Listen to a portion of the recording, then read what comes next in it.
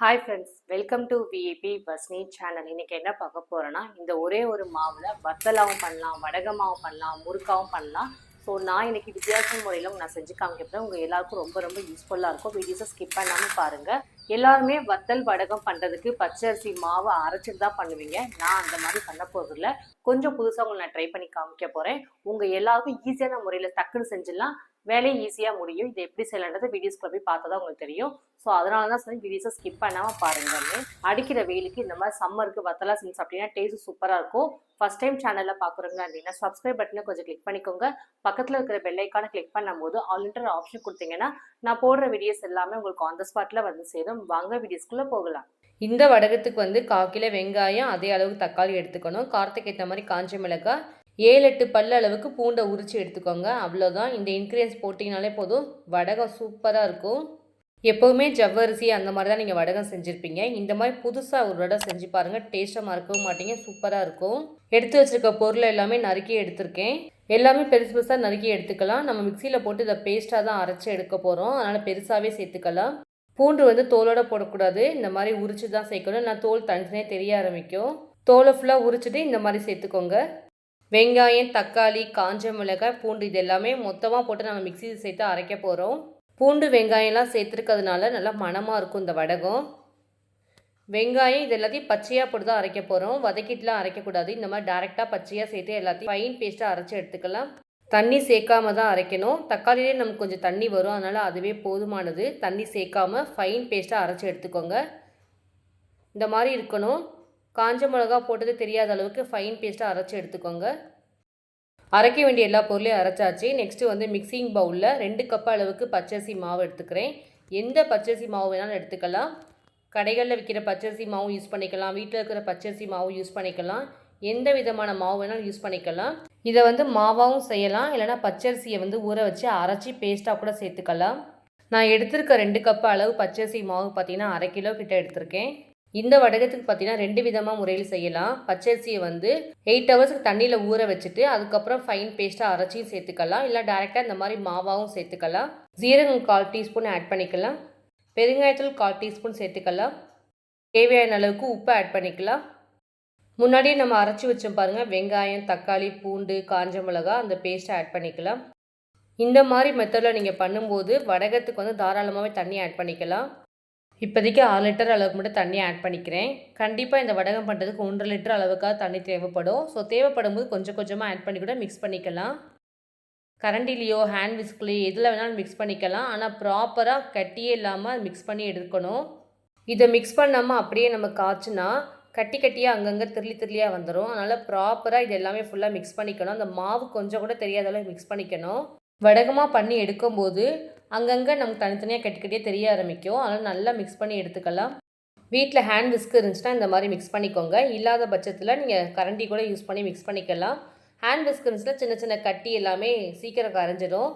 தண்ணி சேர்க்கும் போது இன்னும் நல்லாவே இதை கரைச்சி எடுத்துக்கலாம்.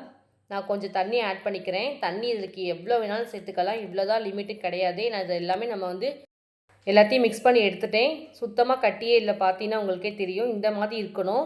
இதை அப்படியே ஸ்டவ்வில் வச்சு கிண்டி எடுக்க வேண்டியது தான்.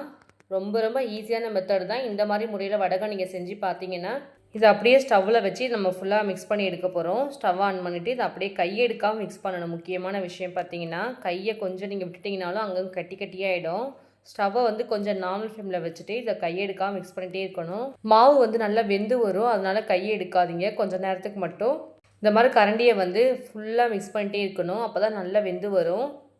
கட்டி இல்லாமல் நமக்கு வரும். இல்லைனா நீங்கள் பண்ணும்போது அங்கங்கே கட்டி கட்டியாக திருளியாக தெரிய ஆரம்பிக்கும். இதை மிக்ஸ் பண்ண பண்ண கலர் நல்லா சேஞ்சர் ஆகும், மாவு நல்லா திக்காக ஆரம்பிக்கும். அந்த ஸ்டேஜ் வரைக்கும் இதை மிக்ஸ் பண்ணிகிட்டே இருக்கணும். கொஞ்சம் கட்டியானதுக்கப்புறம் ஸ்டவ்வை வந்து ஃபுல்லாக ஸ்லோ பண்ணிவிட்டு நீங்கள் அப்படியே கூட விட்டுடலாம். கொஞ்சம் நல்லா வேகும். முன்னாடிக்கு இப்போவும் பார்த்தீங்கன்னா கட்டியாகிடுச்சு பாருங்கள், இந்த மாதிரி ஆகும். இதுக்காக தான் கையை எடுக்காமல் மிக்ஸ் பண்ணுங்கன்னு சொன்னேன். இதை நீங்கள் கையை எடுத்துகிட்டு மிக்ஸ் பண்ணிகிட்டே இருந்தீங்கன்னா அங்கங்கே கட்டி கட்டியாகிடும். இந்த மாதிரி மிக்ஸ் பண்ணும்போது ஈவனாக எல்லா பக்கமும் ஒரே மாதிரி இருக்கும் மாவு. இதை வந்து 3 வகையாக செய்யலாம். வத்தலாகவும் செய்யலாம், வடகமாகவும் செய்யலாம், முறுக்கு மாதிரி கூட செய்யலாம். எப்படி வேணாலும் செய்யலாம். ஆனால் டேஸ்ட்டு சூப்பராக இருக்கும். முன்னாடிக்கு இப்போ பார்த்தீங்கன்னா நல்லா வெந்துருச்சு, மாவு எல்லாமே கெட்டியாகிடுச்சு. மிக்ஸ் பண்ண பண்ண வேக வேக இடியாப்ப மாவுலாம் நம்ம பண்ணுவோம் பாருங்கள், அந்த மாதிரி இது கெட்டியாக திக் பேஸ்ட்டாக வரணும். உப்பு வந்து கொஞ்சம் லைட்டாக கம்மியாக இருக்கிறதுனால கொஞ்சமாக உப்பு ஆட் பண்ணிக்கிறேன். உப்பு நீங்கள் பார்த்துட்டு சேர்த்துக்கோங்க. வடகத்துக்கெலாம் வந்து உப்பு வந்து கொஞ்சம் கம்மியாக தான் இருக்கணும். அதிகமாக போட்டிங்கன்னா சாப்பிடவும் முடியாது. அதனால் பார்த்துட்டு அளவாக சேர்த்துக்கோங்க. இதில் நம்ம வெங்காயம், தக்காளி, பூண்டு எல்லாமே நம்ம சேர்த்துருக்கிறதுனால நல்ல மணமாக இருக்கும். இதை மிக்ஸ் பண்ணும்போது ஃப்ளேவர் அதிகமாக இருக்கும். சாப்பிடும்போது இன்னும் சூப்பராக இருக்கும். ஸ்டவ்வை வந்து ஃபுல்லாக ஸ்லோ பண்ணிவிடுங்க இந்த ஸ்டேஜில். ஏன்னா அதிகமாக வந்து இறுக ஆரம்பிக்கும். அதனால் ஸ்லோ பண்ணிட்டு இந்த மாதிரி மிக்ஸ் பண்ணிகிட்டே இருங்க. இந்த மாவை நீங்கள் கையில் எடுத்து பார்த்தீங்கன்னா செம்ம சாஃப்டாக இருக்கும். வள்ளு நைஸாக இருக்கணும். இந்த மாதிரி நீங்கள் மிக்ஸ் பண்ணி எடுத்திங்கன்னா தான் வடகம் பண்ணும்போது நல்ல க்ரன்ச்சியாகவும் இருக்கும். மாவு ரெடி ஆகிடுச்சு, நல்லா கெட்டியாகவும் ஆகிடுச்சு. ஸ்டவ்வை ஆஃப் பண்ணிவிட்டு இறக்கி வச்சிட வேண்டியதான். சூடாக இருக்கும்போது நம்ம இதை பண்ண முடியாது. அதனால் நல்லா ஆறட்டும். ஆறுனதுக்கப்புறம் நம்ம வடக மாவோ, முறுக்கு குழவியில் மாவா ஸ்டஃப் பண்ணி கூட புழிஞ்சு எடுத்துக்கலாம். எப்படி வேணாலும் பண்ணலாம். ஆனால் மாவு ப்ராப்பராக ஆறணும். கொஞ்சம் கூட சூடே இல்லாமல்.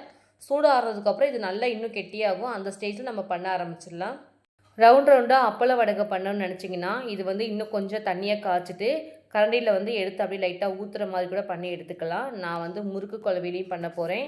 ஆயில் கவரில் போட்டு நீளமாக வந்து குச்சி வத்தலாகவும் செய்ய போகிறேன்.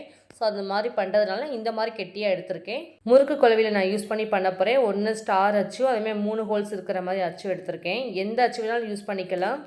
முறுக்குக்கு எப்படி நம்ம மாவை எடுத்து புழிஞ்சு எடுப்போமோ அதே மாதிரி தான் இதுக்குமே. ஆனால் இந்த மாவு செம்ம சாஃப்டாக இருக்கும். முறுக்கு மாவை விட லைட்டாக ப்ரெஸ் பண்ணிங்கனாலே போதும், அப்படியே அழகாக நழுவிட்டு வந்துடும். அந்தளவுக்கு சாஃப்டாக இருக்கும். அதனால் பண்ணும்போது லைட்டாக ஸ்லோவாக மட்டும் பண்ணிவிடுங்க. மொத்தமாக முந்துன்னு போடாதீங்க. இந்த மாதிரி சின்ன சின்னதாக தள்ளி போடுங்க. மொத்தமாக ஒரே இடத்துல போட்டிங்கன்னா காய்றது கொஞ்சம் லேட்டாக ஆகும். அதே மாதிரி உள்ளே வந்து மொறுமொறுப்பு தன்மை கம்மியாகவும் இருக்கும். அதனால் தள்ளி இந்த மாதிரி போட்டுக்கோங்க. முறுக்கு குழவியில் எல்லா மாதிரியும் நீங்கள் அச்சு யூஸ் பண்ணிக்கலாம். உங்கள் கம்ஃபர்டபுளுக்கு ஏற்ற மாதிரி நீங்கள் எந்த அச்சு வேணாலும் யூஸ் பண்ணிக்கோங்க. நான் நெக்ஸ்ட்டு ஸ்டார் அச்சில் உங்களுக்கு நான் பண்ணி காமிக்கிறேன். கையை எடுக்காமல் மாவு மிக்ஸ் பண்ணி நீங்கள் பண்ணிங்கன்னா இந்தளவுக்கு சாஃப்டாக இருக்கும். அதேமாதிரி கட்டியே இல்லாமல் இருக்கும். லைட்டாக மட்டும் நீங்கள் மாவை வேக வச்சு எடுத்துகிட்டு சப்போஸ் மாவு உங்களுக்கு கட்டியாக ஆகிடுச்சுன்னா இதை வந்து பண்ணவே முடியாது. முறுக்கு குழவியில் போட முடியாது. ஏன்னா திருளி அங்கங்கே தெரிய ஆரம்பிச்சிடும். ஸ்டக்கும் ஆகும். நல்லா வெந்துருந்துச்சுன்னா அதேமாதிரி ஸ்டக் ஆகாமல் இந்த மாதிரி ஃப்ரீயாகவும் போடலாம். அதனால தான் சொன்னேன் வேக வைக்கும் போது கரண்டியில் வந்து கண்டினியூஸாக மிக்ஸ் பண்ணிகிட்டே இருங்கன்னு சொன்னேன். இந்த மாதிரி உங்களுக்கு என்ன ஷேப்லாம் வேணும்னு தோணுதோ நம்ம இஷ்டத்துக்கு பண்ணிக்கலாம். நெக்ஸ்ட்டு வந்து நான் ஆயில் கவர் யூஸ் பண்ணியிருக்கேன். ஆயில் கவரில் ஃபுல்லாக ஸ்டஃப் பண்ணிட்டு லாஸ்ட்டில் ரப்பர் பேண்ட் போட்டு கட்டிட்டு அந்த எண்டில் வந்து சிசரெல்லாம் லைட்டாக அந்த மாதிரி கட் பண்ணிக்கோங்க. அப்படியே லைட்டாக ப்ரெஸ் பண்ணிங்கன்னா போதும், சூப்பராக வந்து விழுந்துடும். நம்ம செஞ்சது ஒரே ஒரு மாவு தான். ஆனால் அதில் என்ன ஷேப் வேணாலும் பண்ணி எடுக்கலாம். உங்களுக்கு முறுக்குழவியில் போட்டு பண்ணுறது கஷ்டமாக இருந்துச்சுன்னா ஆயில் கவரில் இந்த மாதிரி யூஸ் பண்ணி பண்ணலாம். நிறைய மெத்தடில் பண்ணலாம், நம்ம இஷ்டம்தான். 1/2 கிலோ கிட்ட நான் மாவு எடுத்திருந்தேன். எந்த அளவுக்கு வத்தல் கிடச்சிருக்கு நீங்களே பாருங்கள். புளிய வந்துக்கிட்டே இருக்குது மாவு. ஒன்ஸ் நீங்கள் பண்ணி வச்சிங்கன்னா போதும், வெயிலுக்கு எவ்வளோ நாள்னாலும் ஸ்டோர் பண்ணி சாப்பிட்லாம். 1 இயருக்கு இது அப்படியே இருக்கும், கெட்டே போகாது. பக்குவமாக காய வச்சிங்கன்னா போதும், எவ்வளோ நாள் வேணாலும் கெட்டு போகாது. அப்படியே ஸ்டோர் பண்ணிக்கலாம். எல்லா மாவுலையும் புழிஞ்சு வச்சுருக்கேன் ஒவ்வொரு ஷேப்பாக. உங்களுக்கு இதில் எந்த ஷேப் ஈஸியாக இருக்கோ நீங்கள் அந்த மாதிரி சூஸ் பண்ணி கூட பண்ணிக்கலாம். இல்லைனா 3 வகையான ஷேப் கூட நீங்கள் யூஸ் பண்ணிக்கலாம்.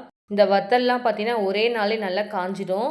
ஆனால் இதை நம்ம திருப்பி எடுக்கிறதுனால இன்னொரு நாள் கண்டிப்பாக காய வச்சு எடுத்திங்கன்னா தான் கரெக்டாக இருக்கும். ஈவினிங் நான் அதை காய வச்சு உங்களுக்கு நான் காமிக்கிறேன் எந்த அளவுக்கு இது காஞ்சிருக்குன்னு பார்க்கலாம். இந்த வத்தல்லாம் வந்து வேஸ்ட்டில் தான் பண்ணணும் இல்லை, பிளாஸ்டிக் கவர் அந்த மாதிரி யூஸ் பண்ணி செய்யலாம். காய வச்சு எடுத்திருக்கேன் பாருங்கள் எந்த அளவுக்கு காஞ்சிருக்குன்னு.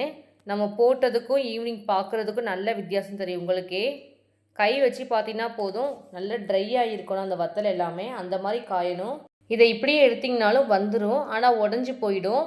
அதனால் இப்படி எடுக்கக்கூடாது. லைட்டாக பின்னாடி பக்கமாக கொஞ்சமாக தண்ணி தெளிச்சிட்டு 1 பை 1 இந்த மாதிரி எடுத்திங்கன்னா போதும். அழகாக நம்ம எப்படி போட்டோமோ அதே ஷேப்பில் நமக்கு அப்படியே வந்துடும். அதனால் தண்ணி தெளிச்சுட்டு எடுங்க. பின்னாடி பக்கம் தான் தண்ணி தெளிக்கணும், முன்னாடி பக்கம் தெளிக்கக்கூடாது. வடகை எல்லாமே ஊறி போய்டும், எடுக்கவும் முடியாது. அதனால் பின்னாடி பக்கமாக தெளித்து மெதுவாக ஒன்றா எடுத்துக்கோங்க, ஈஸியாக வந்துடும். இங்கே பாருங்கள், நான் கை வச்சோடனே அப்படியே மேலாப்பில் வந்துடுது. இப்படி தான் வரும். இதை அப்படியே எடுத்து ஒரு பிளேட்டில் வச்சுட்டு மறுநாள் இதை காய வச்சுட்டு பொரித்து எடுத்துட்டிங்கன்னா போதும், வடகம் சூப்பராக ரெடி ஆகிடும் உங்கள் வீட்லேயும். இதே மாதிரி உடையாமல் 1 பை 1 துணியிலேருந்து மெதுவாக எடுத்து ஒரு பிளேட்டில் போட்டுருங்க. போட்டுட்டு மறுநாள் வந்து மொத்தமாக தட்டில் கொட்டி இந்த மாதிரி காய வச்சிங்கன்னா போதும், சூப்பராக காஞ்சிடும். அதுக்கப்புறம் பொரிச்சா கரெக்டாக இருக்கும். இந்த வத்தல் இதெல்லாமே நம்ம சம்மர் டைமில் தான் அதிகமாக பண்ண முடியும். அதனால் அடிக்கிற வெயிலுக்கு இந்த மாதிரி வத்தலாக செஞ்சு ஸ்டோர் பண்ணி வச்சுக்கோங்க. 1 இயருக்கு அப்படியே வச்சு சாப்பிட்லாம். துணியிலேருந்து இந்த மாதிரி எடுத்ததுக்கப்புறம் இதை ஒரு நாளாவது கண்டிப்பாக வெயிலில் காய வைக்கணும். அந்த மாதிரி தான் நான் காய வச்சு எல்லாத்தையும் எடுத்துகிட்டு வந்திருக்கேன். காஞ்சிருக்குன்னு நீங்கள் தெரிஞ்சுக்கணுன்னா இந்த மாதிரி வத்தலை லைட்டாக ஒடிச்சு பாருங்கள். டக்குன்னு ஒடிகிற மாதிரி இருக்கணும். இந்த மாதிரி ஒடிச்சுன்னா நல்லா காய வச்சுருக்கீங்க அர்த்தம். உங்களுக்கு சரியாக ஒடியலை அப்படின்னு நினச்சிங்கன்னா திரும்ப கூட ஒரு நாள் காய வச்சு எடுத்துக்கோங்க. இந்த வத்தல் எல்லாமே ஆயிலில் போட்டு பொரிச்சிக்கலாம். ஸ்டவ் ஆன் பண்ணிவிட்டு பேன் வச்சுக்கலாம். தேவையான அளவுக்கு எந்த ஆயில் வேணாலும் யூஸ் பண்ணிக்கலாம். கொஞ்சமாக நான் வந்து வத்தல் சேர்த்துக்கிறேன். சேர்த்துட்டு லைட்டாக கரண்டியில் இந்த மாதிரி மிக்ஸ் பண்ணி விட்டிங்கன்னா போதும். படபடப்பட நல்லா பொரிஞ்சு வந்துடும். அதுக்கப்புறம் ஆயில் வந்து ட்ரை பண்ணிவிட்டு ஒரு பிளேட்டில் மாற்றிக்கலாம். ஸ்டவ்வை வந்து கொஞ்சம் நார்மல் ஃப்ளேமில் வச்சு குக் பண்ணுங்கள். ஏன்னா வெங்காயம் நம்ம தக்காளிலாம் போட்டுக்கிறதுனால இது லைட்டாக டக்குன்னு கருகிடும். அதனால் ஸ்டவ்வை ஸ்லோ பண்ணிவிட்டு இதை பொரிச்சிடுங்க. ஈக்குவலாக எல்லா பக்கமும் ஃப்ரை ஆகிடும். இது வந்து நம்ம ஆயில் கவரில் பண்ண பாருங்கள், குச்சி குச்சியாக அந்த வத்தல் தான் இது. இதுவுமே பாருங்கள் நல்லா ஃப்ரை ஆகிடுச்சு. பார்க்க சூப்பராக இருக்குது. ஒரே மாவில் கிட்டத்தட்ட பார்த்திங்கன்னா 3 விதமாக வத்தல் செய்யலாம். ட்ரை பண்ணி பாருங்கள். உங்களுக்கு ரொம்ப ஈஸியாக இருக்குது இந்த மெத்தடில். ஆயிலேருந்து எல்லாத்தையும் எடுத்துகிட்டு ஒரு பிளேட்டில் மொத்தமாக மாற்றிருக்கேன். இது எந்தளவுக்கு க்ரன்ச்சியாக மொறுமொறுன்னு இருக்குது நீங்களே பாருங்கள். கையில் லைட்டாக அப்படி ப்ரெஸ் பண்ண உடனே அவ்வளோ உடையுது. செம்ம க்ரன்ச்சியாக இருக்குது. இது முறுக்கு மாதிரியே இருக்கும். நீங்கள் சாப்பிட்டு பார்த்தீங்கன்னா வத்தல்லே சொல்ல மாட்டீங்க. வீடியோஸை ஸ்கிப் பண்ணாமல் பார்த்துருப்பீங்கன்னு நினைக்கிறேன். உங்கள் எல்லாருக்கும் ரொம்ப ரொம்ப யூஸ்ஃபுல்லாக இருந்திருக்கும். ஒரே ஒரு மாவில் முறுக்கு, வத்தல், வடகம் எது வேணாலும் செய்யலாம். நம்மளோட இஷ்டம் தான். ஆனால் டேஸ்ட்டு பார்த்தீங்கன்னா ஒரே லெவலில் சூப்பராக இருக்கும். இது வரைக்கும் இந்த மாதிரி இங்கே வத்தல் எங்கேயும் சாப்பிட்டுக்கவே முடியாது. அந்தளவுக்கு டேஸ்ட்டாக இருக்கும். இது மொறுமொறுன்னு இருக்கா, நான் சாப்பிட்டு பார்த்துட்டு சொல்கிறேன்.